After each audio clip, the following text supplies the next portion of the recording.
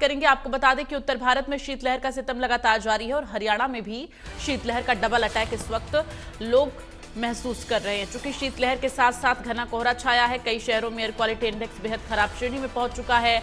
लोग ठंड से बचने के लिए अलाव का सहारा ले रहे हैं, जो कि बहुत ज्यादा उनके लिए कारगर साबित हो रहा है।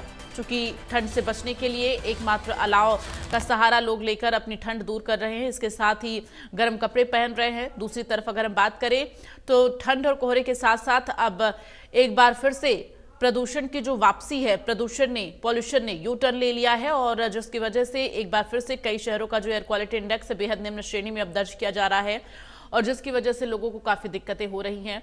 वहीं दूसरी तरफ अब जो टेम्परेचर है वो काफ़ी ज़्यादा कम हो चुका है, जिसकी वजह से सुबह सवेरे के वक्त में लोगों का बाहर निकलना बेहद मुश्किल हो गया है। चूंकि एक तरफ जहां शीतलहर तो वहीं दूसरी तरफ खराब वायु गुणवत्ता लोगों की सांसों पर संकट बना हुआ है।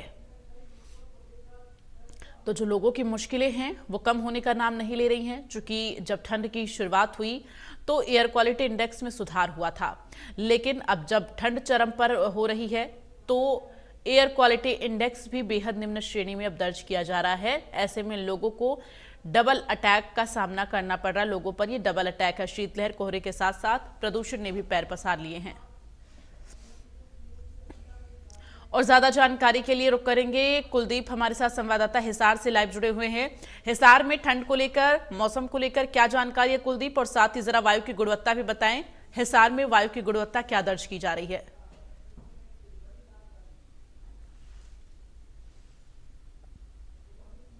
कुलदीप, आवाज मिल पा रही है आपको? जैसे जैसे जी बिल्कुल, जैसे जैसे ठंड बढ़ रही है हिसार में कहीं ना कहीं वायु की गुणवत्ता है वो भी खराब होती जा रही है। फिलहाल जो है एयर क्वालिटी इंडेक्स में 193 पर जो है दिखा रहा है। हिसार में हवा की स्थिति बेहद ही खराब है। इसके साथ ही साथ जो अन्य जिले हैं उनकी बात की जाए तो फरीदाबाद और जो पलवल है वहां भी जो है 200 के आसपास जो है एयर क्वालिटी इंडेक्स बताया जा रहा है। हालांकि जिस प्रकार से हरियाणा में हिसार एक ऐसा जिला है जहां गर्मी भी सबसे ज्यादा पड़ती है और ठंड भी सबसे ज्यादा पड़ती है। पिछले लगातार एक सप्ताह से जो है कड़ाके की ठंड हिसार में पड़ रही है और 2 दिन पहले जो पारा है वो 0.6 डिग्री पर पहुंच गया था। कल का तापमान था वो 1.7 डिग्री था और आज भी जो है वो 1 डिग्री और 2 डिग्री के बीच 1.78 के आसपास बताया जा रहा है। हालांकि अभी तक आधिकारिक आंकड़ा नहीं आया है, लेकिन जिस तरीके से ठंड यहाँ पर पड़ रही है लगातार लोगों को, आमजन को परेशानी का सामना करना पड़ रहा है, क्योंकि 1 डिग्री तापमान पहुंच जाने पर हालत बेहद ही जो है खराब हो जाती है। क्योंकि जिस तरीके से ठंड में जो मवेशी हैं उनको भी कहीं न कहीं खासतौर पर जो है परेशानी होती है। लगातार जो है कृषि क्षेत्र का एरिया है और यहाँ जो है इतनी ठंड कहीं ना कहीं पशुपालकों के लिए बेहद हानिकारक साबित हो रही है। क्योंकि जिस तरीके से पशु बीमार पड़ रहे हैं इतनी ठंड में और जो पशुपालक है उनके लिए जो है भैंसों का दूध भी कम हो जाता है, तो उनको और खासा नुकसान सहना पड़ रहा है। जी बिल्कुल। ऐसे में कुलदीप, अगर संभव हो पाए तो जरा तस्वीरें दिखाते हुए ये बताएं कि इस वक्त किस तरह से शीतलहर और कोहरा का प्रकोप जो है वो हिसार में बना हुआ है और ये खेती किसानी के लिए कितना फायदेमंद है, किसानों का क्या कुछ कहना है इस वक्त के मौसम को लेकर?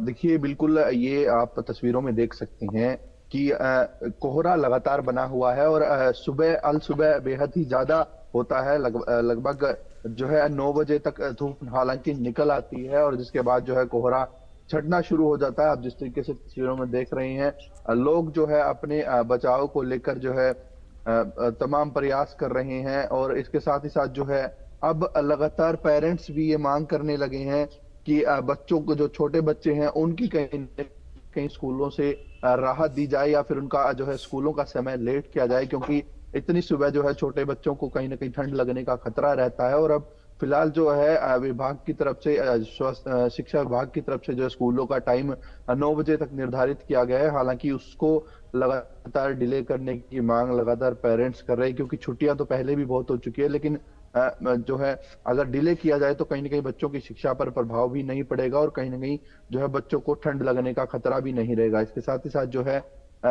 अब फसलों में भी जो है पारा जमने लगा है, क्योंकि जो सरसों की फसल है वो उसका तना बेहद मोटा होता है और उसमें जो है ज्यादातर पानी भरा होता है।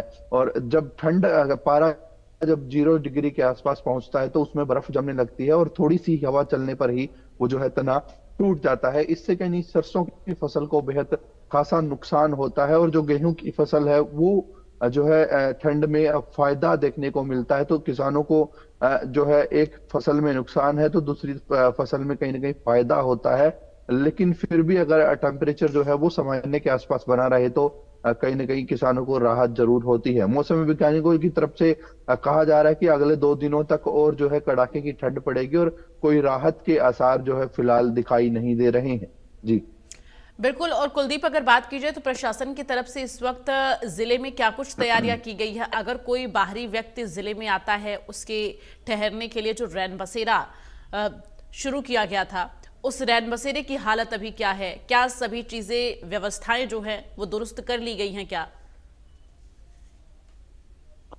देखिए, लगातार रैन बसेरे जो है प्रशासन द्वारा बनाए गए हैं। वहां पर जो है तमाम व्यवस्थाएं प्रशासन की तरफ से की गई है। हालांकि जो है हिसार क्षेत्र जो है वो बिल्कुल धार्मिक चीजों से जुड़ा हुआ है, तो जगह जगह पर मंदिरों में भी ये व्यवस्था की गई है। इसके साथ साथ जो है रेलवे स्टेशन और बस स्टैंड के बाहर भी जो है प्रशासन की तरफ से व्यवस्था की गई है। तमाम वहां पर रोडवेज की जो पुरानी बसों हैं उनमें अस्थाई रैन बसेरा बनाया गया है, जहां जो है आने जाने वाले लोगों के लिए भी प्रबंध किए गए हैं। इसके अलावा हिसार में शहर के बीच में बेहद सी धर्मशालाएं हैं, चाहे वो जाट धर्मशाला की बात की जाए, कुम्हार धर्मशाला की बात की जाए, जांगड़ा धर्मशाला की बात की जाए, तो वहां भी लोगों को के लिए सुविधा रहती है। हर साल जो संस्थाएं हैं वो ओपन करती हैं कि अगर कोई भी जो है बाहर का यात्री है, अगर वो देर रात तक अपने घर या अपने गंतव्य स्थल पर नहीं पहुंच पाता तो वो वहां आकर जो है